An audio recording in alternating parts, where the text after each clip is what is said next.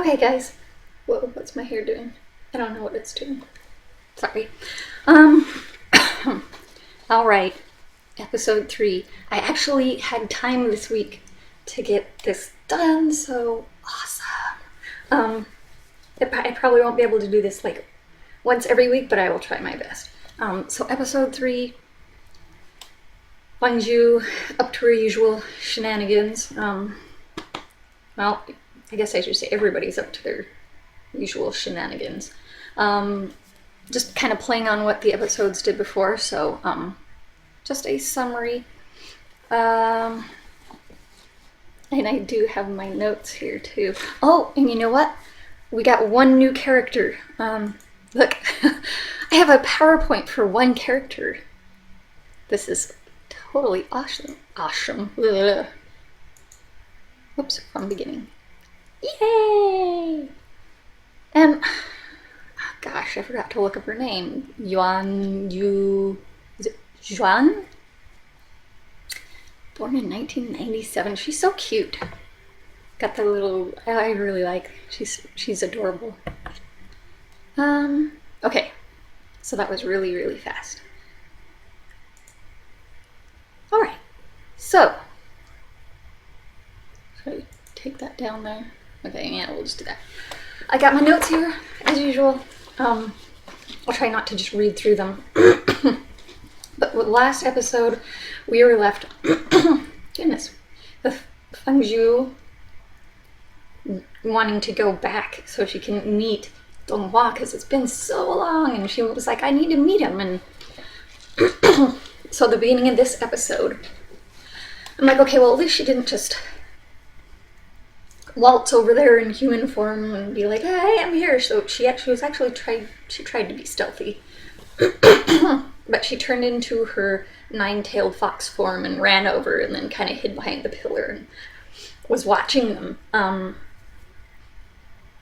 And so Zai brings in the pastries that Fengju had made.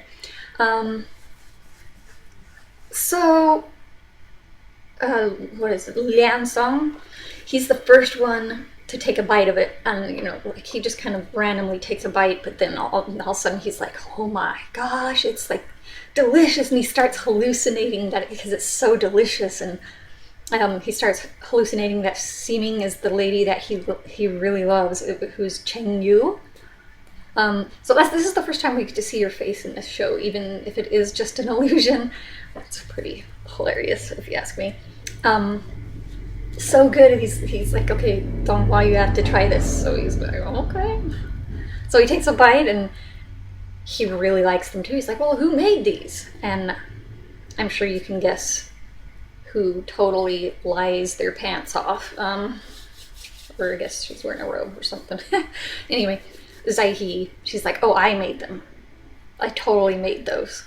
I'm not sure if he believes her or not, but yeah. So Fengju, since she's there listening, she gets super excited that he likes them. Oh my gosh, he likes my cooking!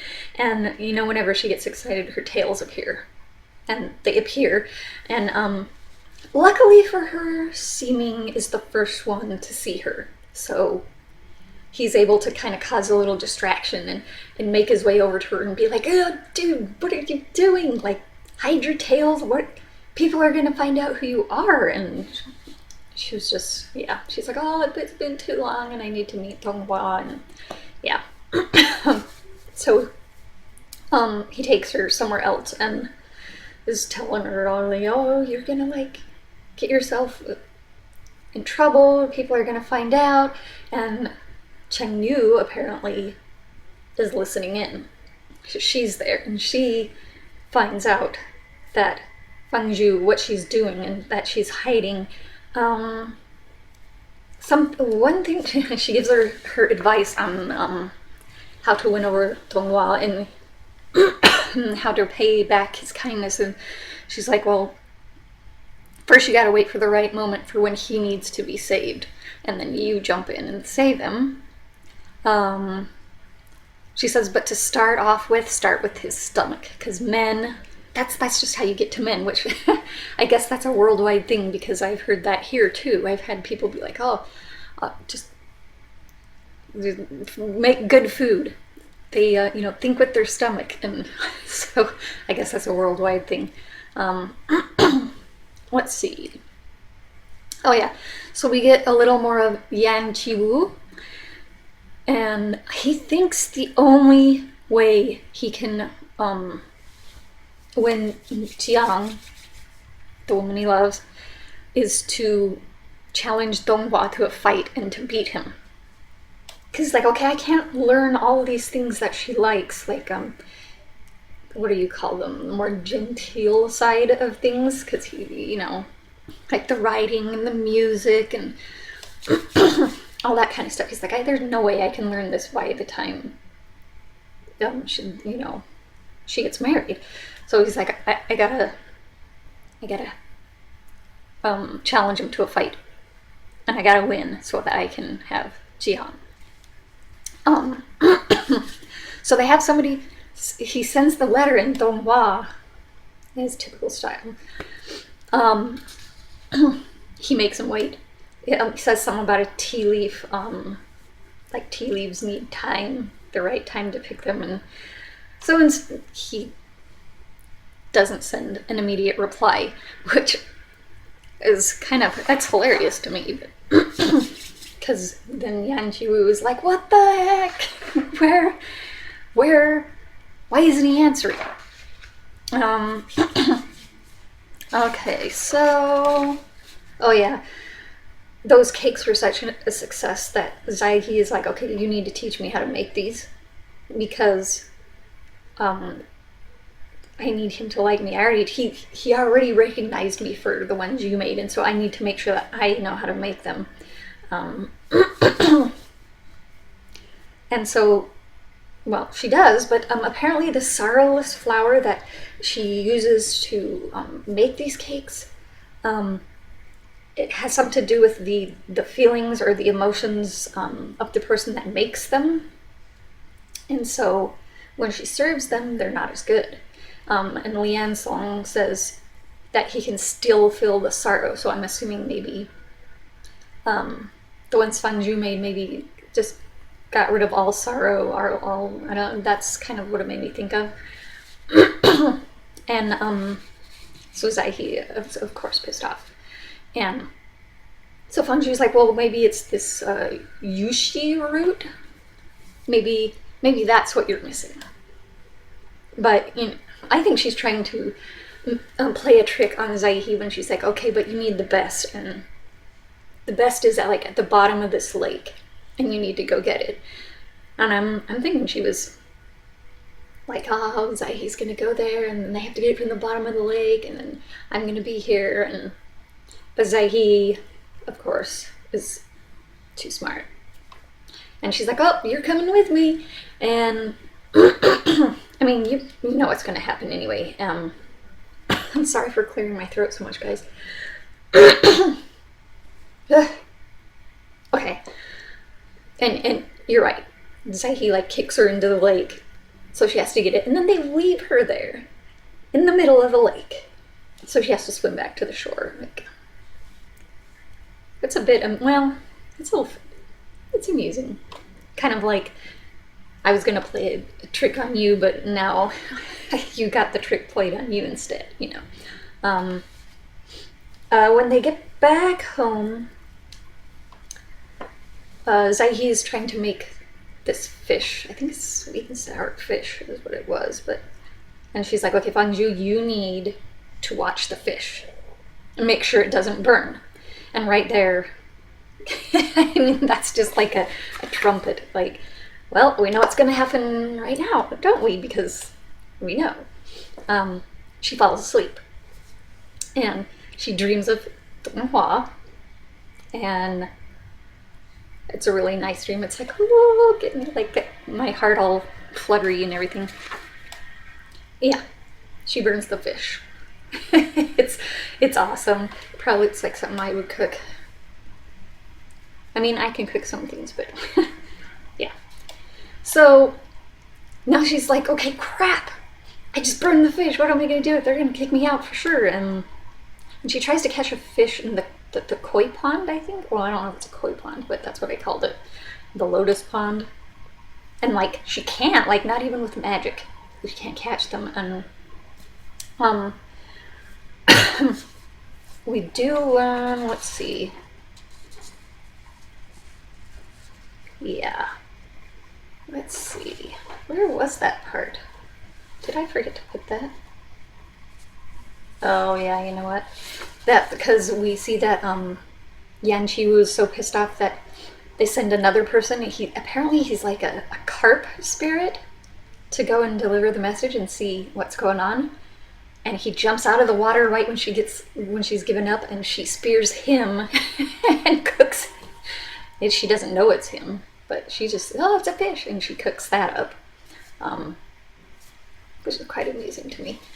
And while she's cooking it, I guess it smells really good because Donghua comes to the kitchen, and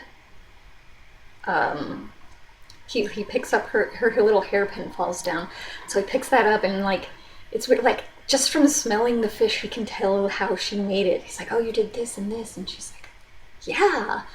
And then of course Zaihe shows up and tries to take the credit, but it's kind of too late now. And then he does notice the hairpin. He's like, okay, what is this? I've never seen this flower in the Sky Kingdom.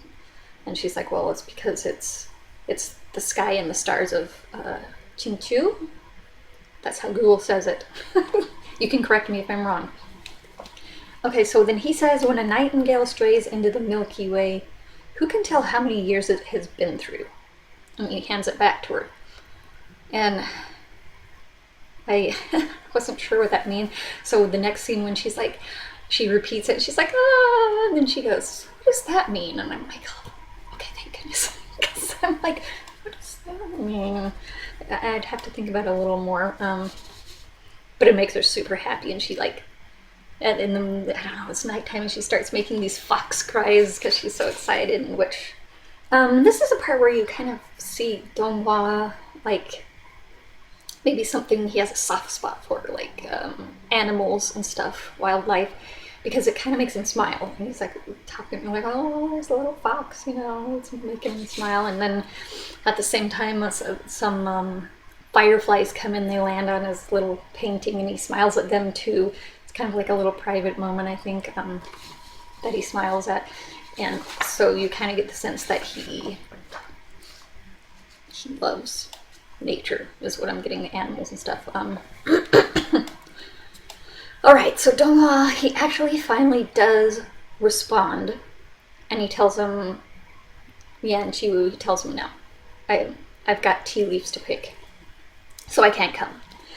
But Yan Qiwu is not going to take no for an answer. So he actually goes himself to the Sky Kingdom to face Donghua, and he calls him Ice Face to his face, which I think is the most hilarious thing in the world. I think if it was anybody else besides him, they couldn't get away with it, but I don't know, he just, it's him, an Ice Face. I'm like, okay, that's really good. But Yan Qiwu is like, okay, I'm picking the tea leaves for you, because, and when we're done, we're gonna fight, because we need to do this. And I feel bad for him. I'm like, you don't know Donghua very well, do you? So when he gets done with the tea leaves, Donghua's like, well, see, one translation said flowers, and then the next one said trees. I'm gonna assume trees, but he's like, well, I have these trees to plant, and, you know, I gotta do this. And so, yeah, and she was like, oh, no, you don't, and he does that too. He's like, okay, now let's fight. No, the lotus pond needs to be cleaned out, and Donghua is gonna do that himself. And, you know, Yan Qiwu is like, what? Why does Donghua do all this stuff himself? Like, he's not even cluing in that he's being had here. He's being fooled. So he cleans the lotus pond, and then he fixes the roof tiles, and he picks apricots from the orchard. which I think is the last chore that they had to do. So he's picking all the apricots, which sounds good right now. I haven't had an apricot forever. And Fang Zhu finds the first basket that he puts down and takes it away. But anyway, so after he's done with that, he comes back and he insists. He's like, okay, you promised me to fight. I want to fight now. Everything's done. And Dong Hua, I'm like, if I was a woman and he did this to me and he said, when did I promise you? He would receive a slap in the face. But because that's what he says to Yan Qiwu. He's like, oh, when did I promise you?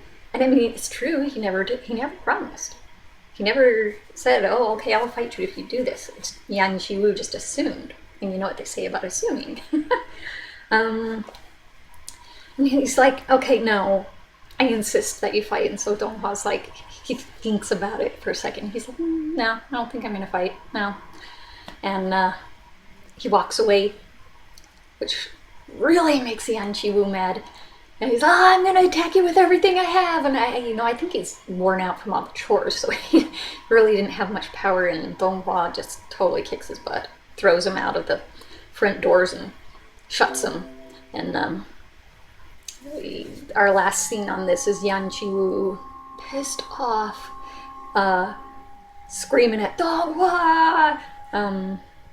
Actually, they did have a really, really pretty picture of the Taichen Palace after that too, which, you know what? I don't know if they do that after every episode or not. I just noticed it on this one. It's super pretty. But anyway, so Yan Qiwu, is he gonna try something else? Is he, like, what's he gonna do with this? Like, he's been totally fooled. He looks like an idiot. Even Chonglin, the Donghua's assistant, whatever you call him, servant, even he was laughing, like, and Ximing even comments like, whoa, okay, if Donghua is smiling, it's a bad thing, so, but now you're smiling, what's going on? Yeah. It's probably going to get spread around the whole Sky Kingdom too, that Yan Qiwu was just totally tricked. So we actually don't leave with Fang Zhu on this one. We leave with Yan Qiwu. So I guess we'll see next episode. I'm assuming we're gonna see if he does something about it, if he tries to take revenge or whatever he's gonna do. I'm sure Fang Zhu will probably try to find some more trouble to get in as well. Anyway, okay, episode 3. 18 minutes. I tried to talk as fast as I could. I tried to, like, condense it down into as a few scenes as I can, but it doesn't always work. Sorry, guys. So that was my summary of episode 3. So comment and like and subscribe. Catch me on my social I cannot say that word today, social media, which I will have in the description. You can come say hi or whatever. And other than that, that's it for now, and I guess I'll see you in episode 4 or whatever I do next. So see ya.